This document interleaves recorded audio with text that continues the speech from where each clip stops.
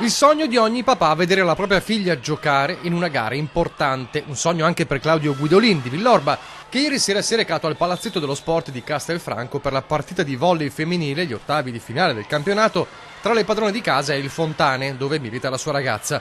Ma l'uomo non ha potuto vedere la gara, anzi è stato costretto a rimanere in macchina per tutta la durata della partita.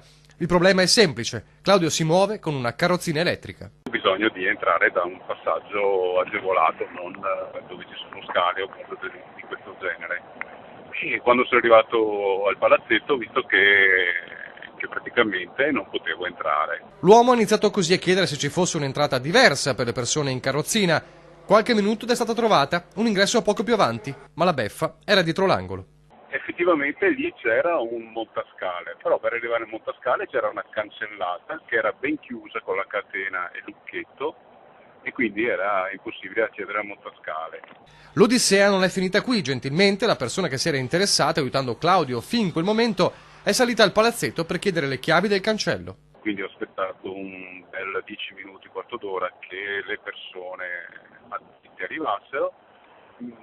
Prima che aprissero il cancello ho detto ma il montascale che portata ha? E effettivamente il montascale era di quelli che non avrebbero sopportato il peso mio e della carrozzina, sicché inutilizzabile per me.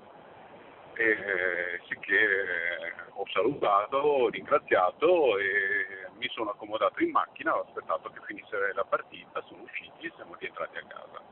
Indignazione e rabbia per quanto accaduto lasciano spazio anche alla rassegnazione. Mi rendo conto che le amministrazioni hanno grosse difficoltà anche economiche, quindi adeguare tutte le strutture anche dal punto di vista dell'accessibilità diventa complicato, però è proprio un segno di civiltà e di attenzione verso tutti quando si fanno questo tipo di